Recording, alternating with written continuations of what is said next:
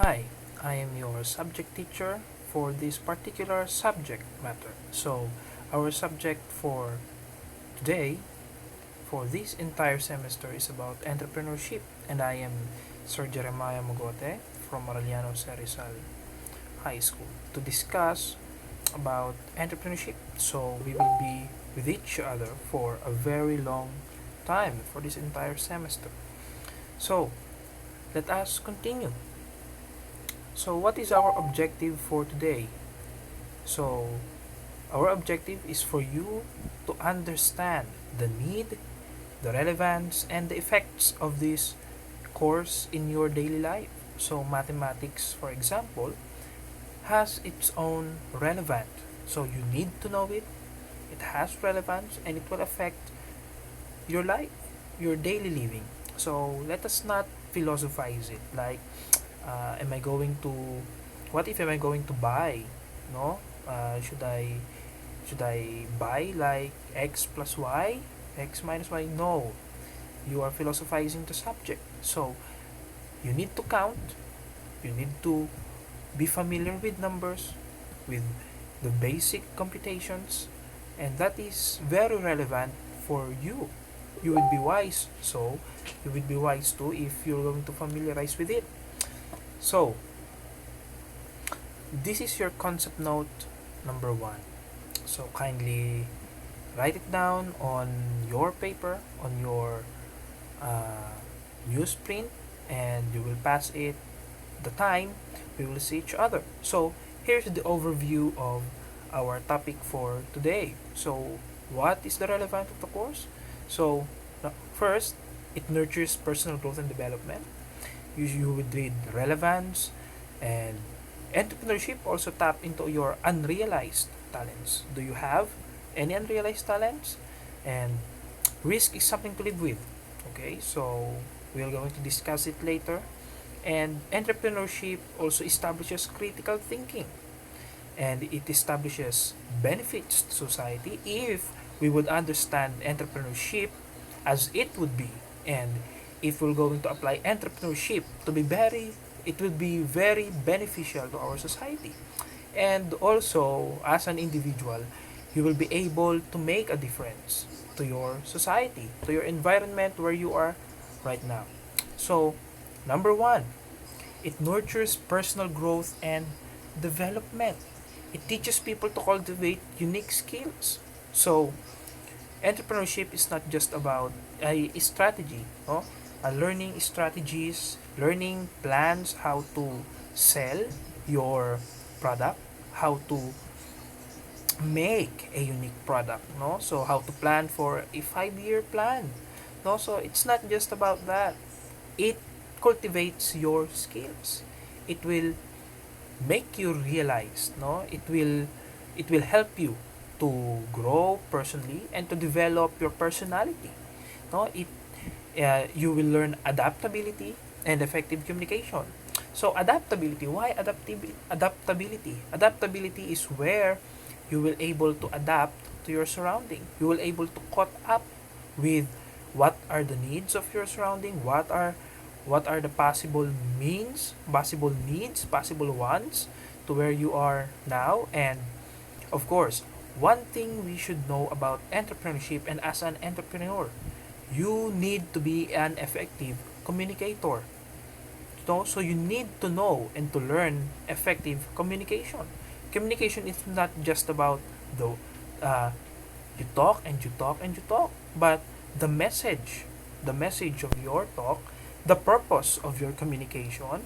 So that would be, you should need, so that you would be an effective communicator. So you will learn how to communicate effectively.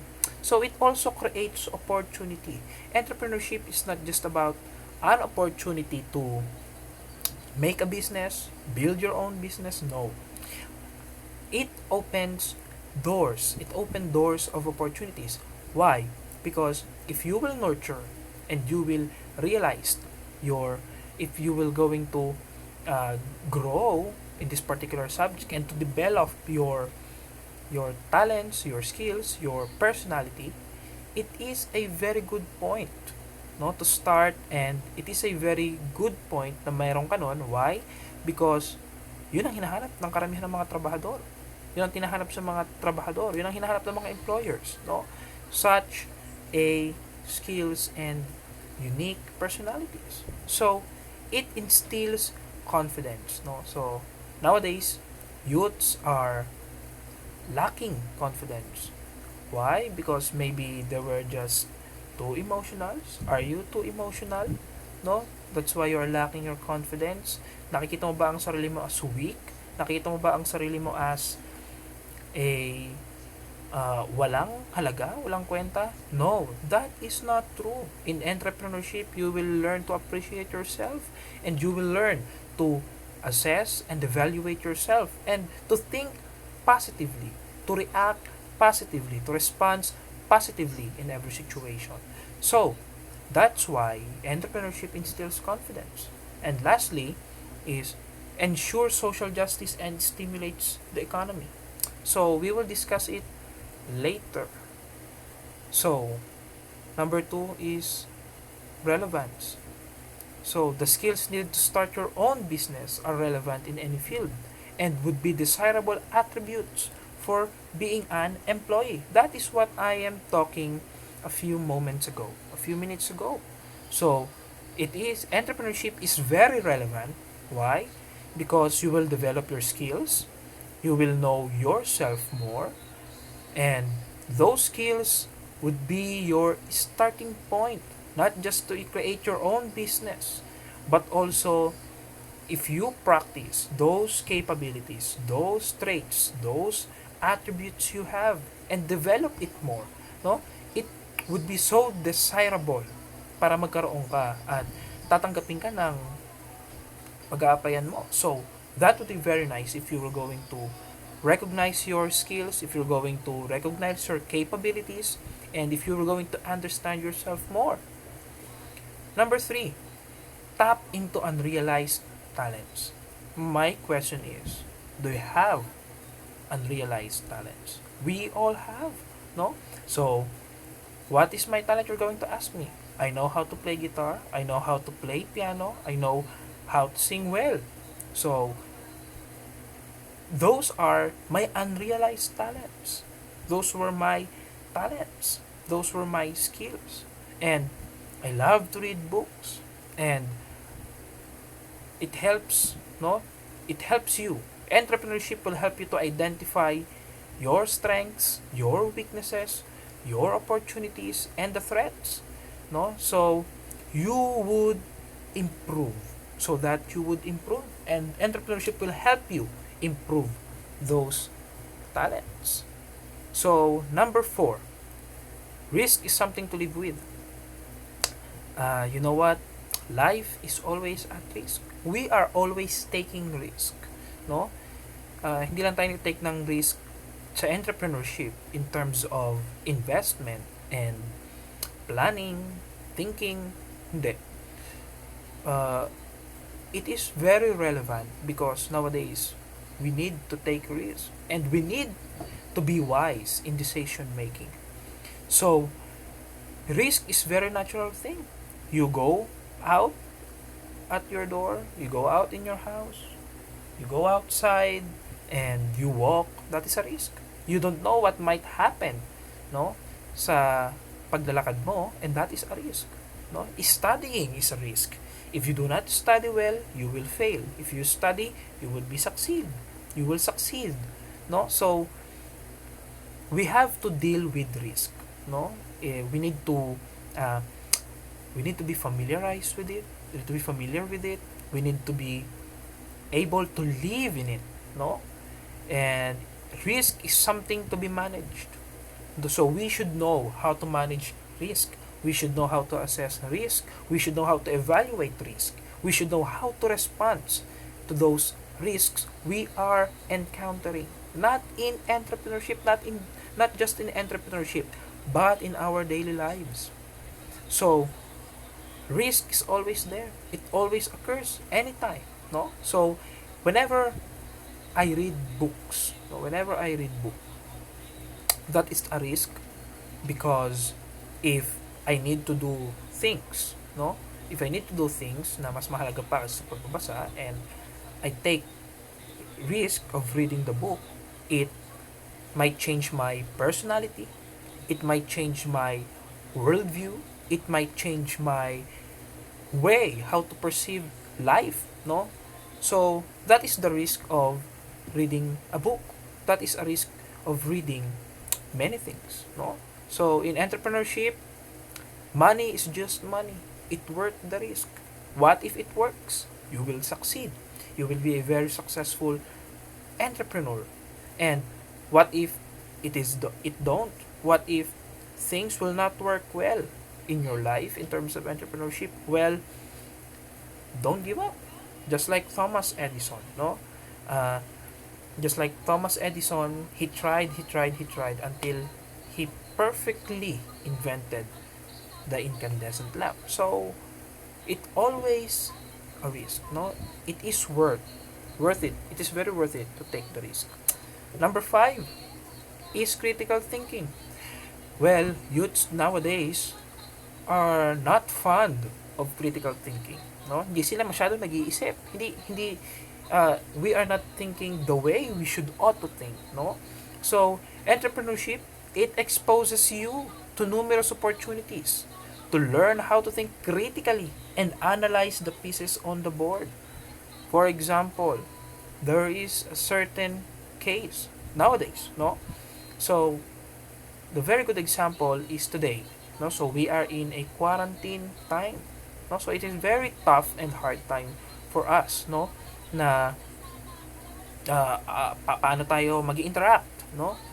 We should ought to we should ought to be in a classroom, no? And talking face to face, having an interaction, no? So we are in a enhanced community quarantine.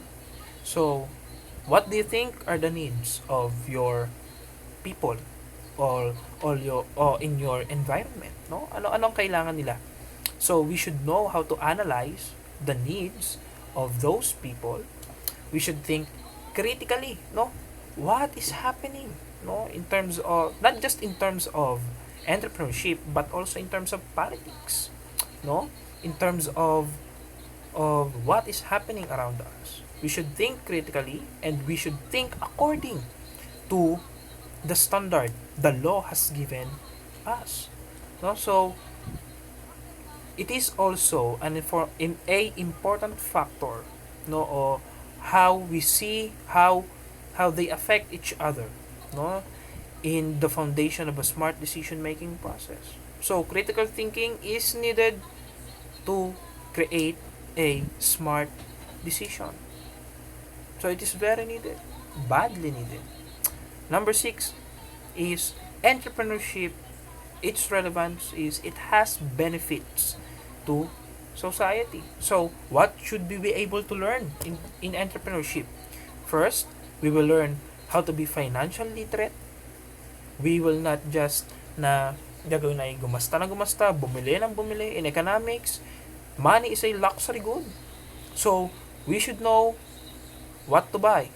Your need or a want. A need or a want, no?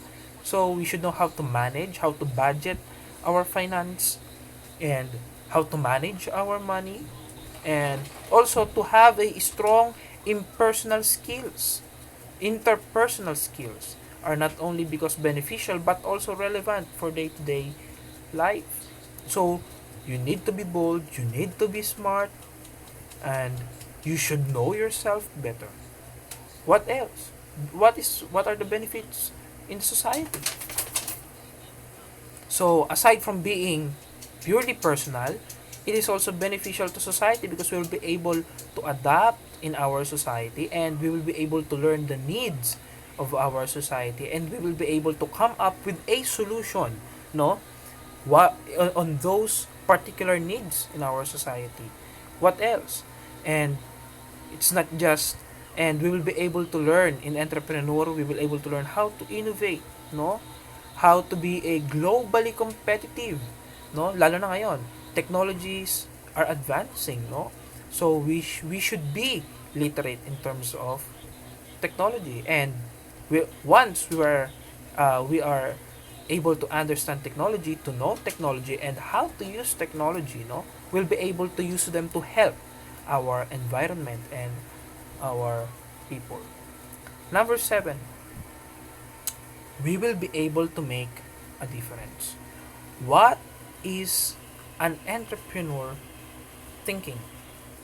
An entrepreneur should first, no, hindi lang siya nag-iisip na how to create new product, but he is also thinking about, with this particular product, no, what would be its effect in the surroundings, in the environment, in your locality, in the country, or even globally, no? So let me ask you, what do you see in an apple?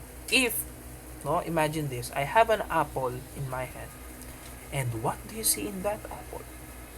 No, so take time to answer it, no? So we will be able to answer that question later. So how to be able, how to make difference? First is to identify the problem and think about the solution. So entrepreneurship is not just about selling products and services, but that is just a piece of the entire puzzle. So hindi ito yung kabuuan. Ito ay piraso lamang ng kabuuan. To become successful at it, they have to identify the real needs and problems of people and solve them. As an entrepreneur, we are not just going to sell our products at kumita ng pera. No. Hindi lang ganun entrepreneurship. Entrepreneurship is able to make a difference. So, students, have this in mind. You have a unique mindset. Nowadays, I don't know if you are just too emotional, or we are thinking machines. We are thinking people. That we are very unique mindset. That we have very unique mindset. We find the problems and that need to be solved. Then invent a solution, and ultimately, we will be able to make a world a better place. And last, entrepreneurship teaches you to be prepared for your real life. So it requires you to be an innovative, creative, and collaborative with others. What do I mean with that? What do we mean with that? Entrepreneurship teaches you, how to innovate, how to create things, how to create an art in a trash. So it teaches you also how to be creative, and how to upgrade things, and life. So life is full of collaboration. As a quotation says, no man is an island.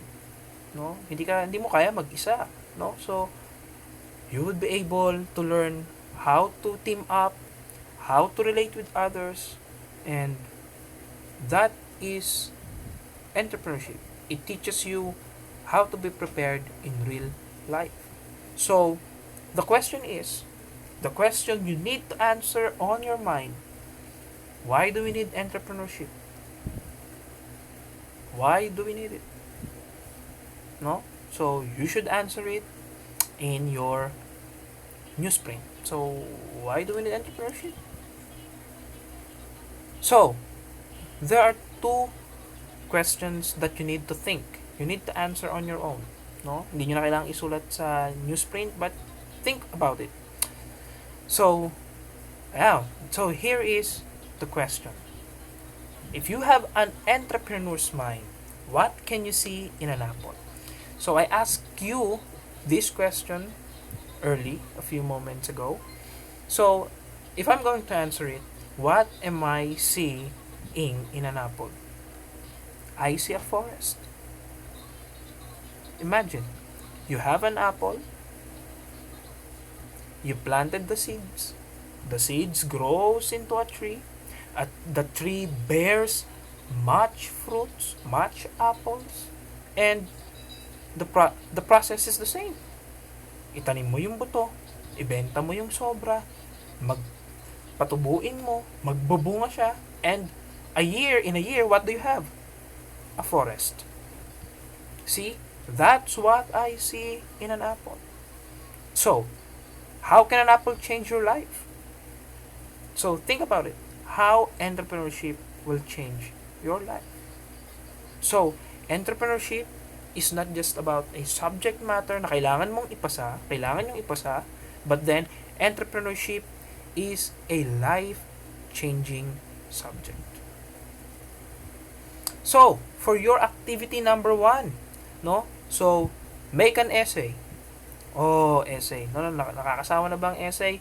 You should know. You should be intelligent. You should be wise in writing essay because a entrepreneur is a good communicator, no? So, the question is how entrepreneurship can affect your life. No? So, state your answer. And that's all, and see you for the next video.